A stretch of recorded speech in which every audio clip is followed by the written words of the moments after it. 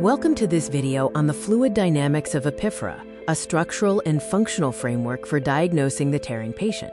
This diagram illustrates the natural flow of tears across the ocular surface and into the lacrimal drainage system. Tearing represents a disruption of the tear balance equation. Tear volume is determined by secretion minus evaporation and drainage.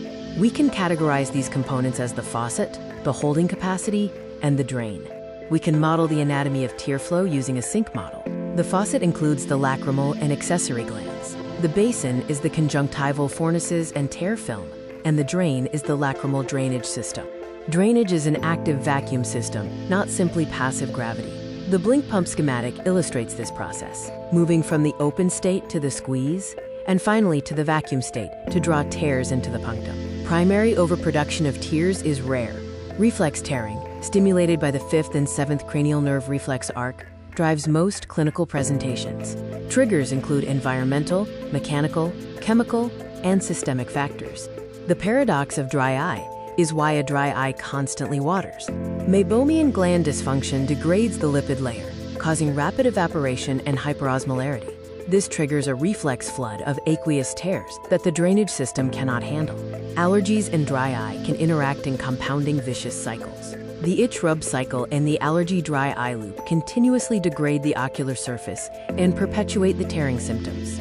Differentiating red, watery eye conditions is crucial. This table summarizes the primary sensation, timing, clinical markers, and first-line fixes for dry eye disease, seasonal allergic conjunctivitis, and cold/sinus epiphora. Upper respiratory inflammation has a sinus connection to tear ducts through mechanical compression of the nasolacrimal duct, a neurological reflex, and the medication trap from decongestants.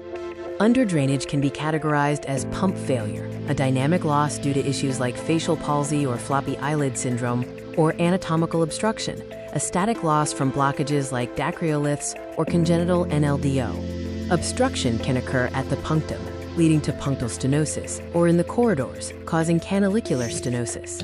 Blockage in the main drain is nasolacrimal duct obstruction, or NLDO. Surgical fixes are tailored to the location of the blockage. Lagophthalmos, or the broken seal, is the inability to close the eyelids, destroying the tear film vacuum and accelerating evaporation. It can be nocturnal, paralytic, or mechanical/cicatricial. A tear meniscus height greater than 0.6 millimeters indicates severe backup. Clinical outcomes reveal that reflex tearing is the dominant driver of epiphora, not physical blockages. Conservative management is often recommended as first-line therapy. Successful surgical intervention yields high symptom resolution, but follow-up challenges exist. The diagnostic algorithm translates clinical evaluation into a structured decision tree.